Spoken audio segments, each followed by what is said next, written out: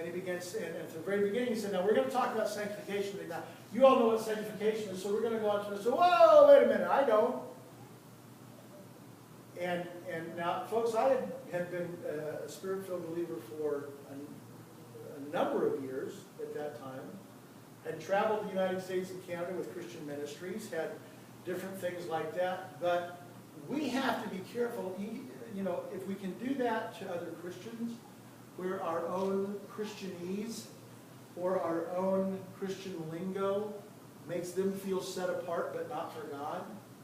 Think about what we do to those who don't know the relationship with Christ yet. We have to be very careful about the language, the lingo, the words that are not common in their vocabulary. Because when we try to share the gospel and we're using words that don't make any sense to them as a foreign language, and then we expect for them to understand what we're saying. So when you share the gospel, trusting that you do. It's all throughout the New Testament as an absolute command. Trusting that you share the gospel. Be careful about yielding yourself to the Holy Spirit so that you don't use a bunch of Christianese language, if you will. Sanctification is one of those, even among ourselves, even among the Christian, Western Christian world. And so as we talk with each other, we need to be careful to say, now wait, what do you mean? We're going to talk about in just a minute a word that all of you know that every church in the United States, I presume, talks about on a regular basis.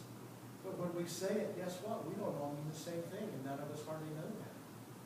And so from our doctrinal backgrounds, we talk about things, and sometimes even dispute with one another, but we have no idea what we're talking about. We'll get to that in a minute. Let me see if I can get us back on track here. Before we go on talking about sanctification, I also want to point out very quickly that it is of little or no value for us to talk about, or for me to teach about, entire sanctification if there would be one who has not experienced the initial act of regeneration that we all commonly call salvation. And so let me at this point clarify that you cannot be moved toward a sanctified life, a life set apart for God, until you have been born again any more than a fish can swim without water or a bird can fly without wings. Things have to be in order. Our God is an orderly God. One thing has to happen before another. And so you must be saved before you can be set apart for God.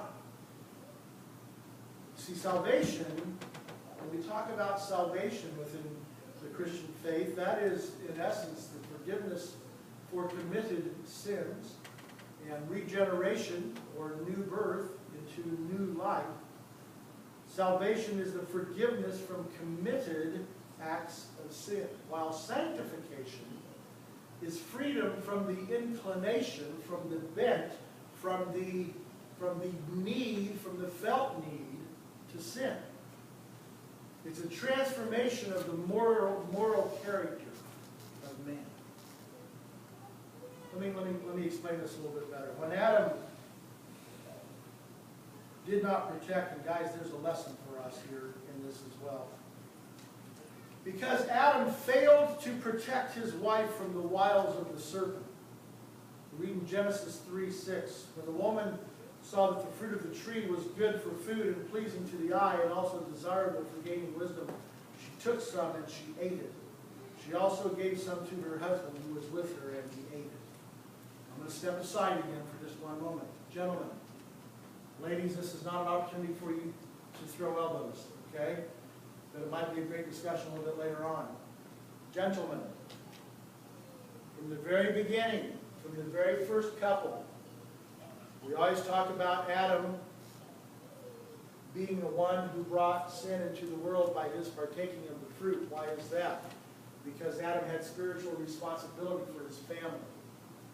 We read in this text from Genesis that Adam was definitely standing right there with or by or behind, but near, very near to his wife, when she took what I refer to as the fruit of disobedience. And she ate of the fruit of disobedience. And Adam stood by, cowered, and watched. many participate. So first, he didn't protect his family spiritually. Look at the repercussions, gentlemen. That's our responsibility. That is our responsibility. And it affects more than just us. In Adam's case, it affected the entire world. It affected all of mankind.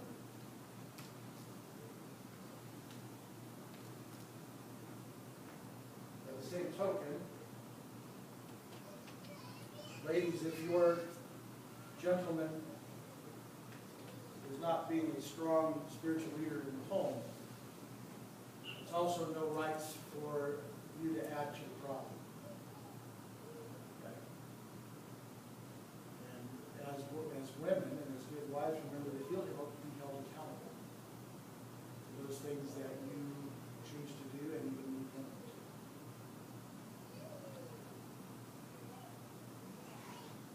Because Adam didn't protect his wife from the wiles of the serpent, we have, as will all of our descendants, paid the price for that original sin. Well, Adam sinned, and we are all affected and infected from generation to generation to the end of time. Sin went to the very essence of mankind. You know, with all the genetic research that they do today, it puzzles me, or I wish, I guess I should say, I wish that they would find that little critter in our DNA somewhere that's responsible for sin, and they just find a way to take it out and remove it, but they're never going to be able to do that. They will. God can. If man could do that, though, you know what? There would be no need for a Savior. Why do I say that? I say that because too often we get the mindset, and really it's a mindset from the world that tells us that we have to get good enough to God, that we have to clean up our act, and there is some personal responsibility. But folks, if we had the power on our own to live a perfected life, Jesus would never have needed to have come here. God would never have needed to have released His Son to our care so that we could crucify Him. His blood would never have had to have been shed on the cross. Moreover, He would never have had to spend 3 days in an all-out battle against our primary sin, our primary enemy, which is death. And we would never have experienced the glorious resurrection then or in our lives today. We have to take personal responsibility to grow and to change while realizing that we could do that by ourselves. All of those things I just talked about would never have been needed. We don't have the capacity in our humanness to get clean enough, good enough, pure enough for God. And I hinted at it a moment ago, and this is a line from Dr. Weeder that he shared with us in one of his classes, and I've never forgotten. It's simply this: you never sin in a vacuum. You never sin in a vacuum. What's that mean? Something in a, I didn't know either, he told me. In a vacuum, when something happens in a vacuum, it means that it doesn't affect anything else around it. It means that that's like saying that Eve could have plucked the fruit of disobedience, eaten it, shared it with Adam, and nothing would have happened other than they would have put on some fig leaves, that would have been the end of it, and God would have just said, okay, the rest of us would have all gone on. But it didn't. It was the original sin, but it affected all mankind to our very core.